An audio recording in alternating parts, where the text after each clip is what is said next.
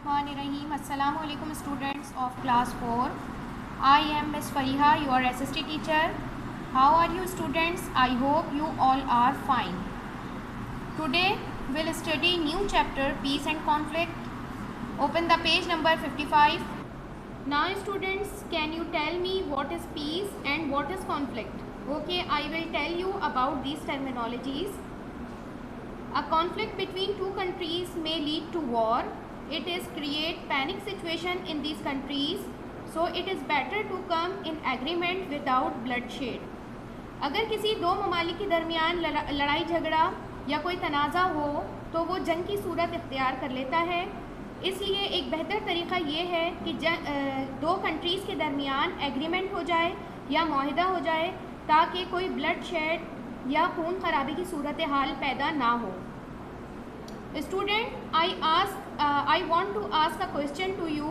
How you feel when you are angry? जब हम गुस्से में होते हैं तो क्या महसूस करते हैं? Our behavior become rude, aggressive, and we want fight back to him or her. But this behavior is wrong. हमें चाहिए कि हम calm down हो जाएं और इस मसले पर डिस्कस करके इसको रिजॉल्व करने की कोशिश करें। We need to be calm in order to resolve a conflict. अब मैं आप लोगों को कॉन्फ्लिक्ट की और पीस की प्रॉपर डेफिनेशन समझाऊंगी। Students, these are the definitions of peace and conflict. What is peace? A state in which there is no war और वॉर हैज़ एंडेड। जब हम ये कहते हैं कि किसी रियासत में या किसी हुकूमत में या किसी कंट्री में कोई जंग लड़ी जा रही हो और वो ख़त्म हो जाए, उसको पीस कहा जाता है, अमन कहा जाता है। और कॉन्फ्लिक्ट का है, अ कॉन्फ्लिक्ट इज़ डिसएग्रीमेंट और अ फाइट। कोई भी मुआहदे को तोड़ा जाए और उसकी खिलाफ वर्जी की जाए तो कॉन्फ्लिक्ट पैदा होता है, लड़ाई झगड़े की सूरत हाल पैदा होती है, उसको हम कॉन्फ्लिक्ट कहते हैं। Students, our new terminology is UNO। हमने न्यू वर्ड इस चैप्टर में पढ़ा है UNO। UNO क्या है, इसका फुल फॉर्म क्या है? UNO का फुल फॉर्म है यूनाइटेड नेशन ऑर्गेनाइजेशन। इस ऑर्गेनाइजेशन का मकसद क्या है? Many organisations have worked with the countries at war to put an end to this bloodshed. This organisation was set up in 1945।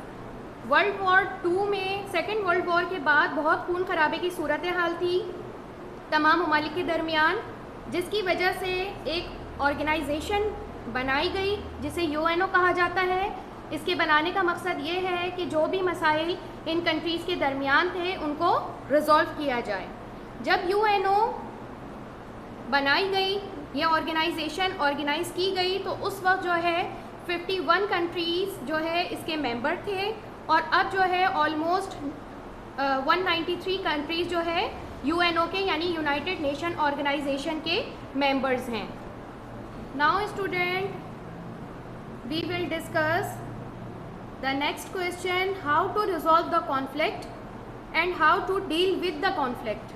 हम किसी भी कॉन्फ्लिक्ट को किस तरह रिजॉल्व कर सकते हैं और उसको किस तरह डील कर सकते हैं। तो इसके जो है कुछ पॉइंट्स हैं। Number 1 point is think about how to solve the problem. सबसे पहले हमें ये सोचना होगा कि हम जो है किसी भी प्रॉब्लम को किस तरह सॉल्व कर सकते हैं।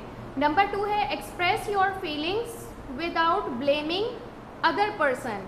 और जब भी हम किसी इशू पे बात करते हैं तो हम अपनी फीलिंग्स को एक्सप्रेस करते हैं, अपने बारे में बताते हैं, लेकिन हम किसी को ब्लेम नहीं करते। ब्लेम करने की वजह से क्या होता है कि जो कॉन्फ्लिक्ट है वो और बढ़ सकता है, जो क्लैश है वो और बढ़ सकता है।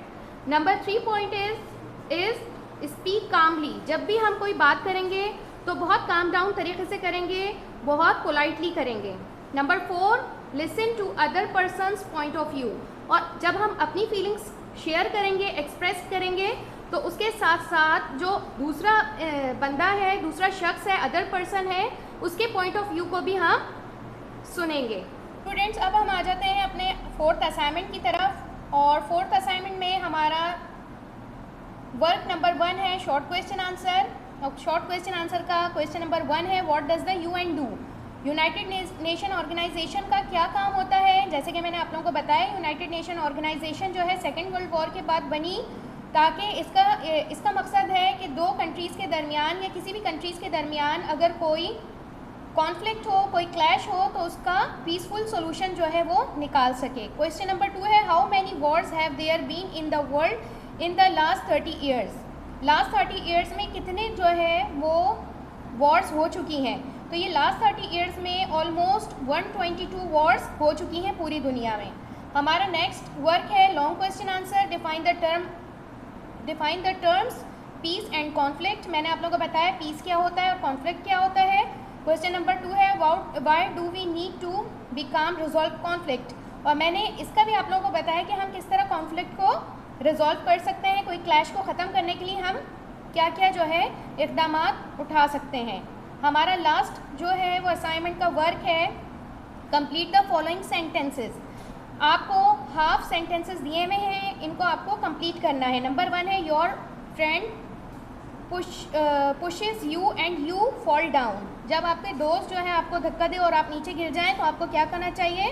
Gate up and tell them not to push. आप उठ के खड़े हो जाएंगे और आप उसको अपने फ्रेंड को ये बताएंगे कि पुश नहीं करना चाहिए, धक्का नहीं देना चाहिए। नंबर 2 है, someone accidentally spills their drink on you. अगर किसी ने आपके ऊपर कोई ड्रिंक फेंक दी है मुंह से, तो आपको क्या करना चाहिए? आपको करना चाहिए stay calm and clean up the mess. आप जो है कामली डील करेंगे उनको और अपना जो पूरी गंदगी है उसको क्लीन कर लेंगे। आप लोगों का लास्ट पॉइंट है, you see someone older than you being bullied at school. तो आप लोग क्या करेंगे? अगर आपको कोई बुली कर रहा है स्कूल के अंदर, आपसे कोई बड़ा, तो आप क्या करेंगे? टेल अ टीचर, अपनी टीचर को जो है इन्फॉर्म कर देंगे। स्टूडेंट, आई होप कि आप लोगों को ये सारी टर्मिनोलॉजीज़ जो है और आपको असाइनमेंट समझ में आ गया होगा। टेक केयर, अल्लाह हाफ़िज़।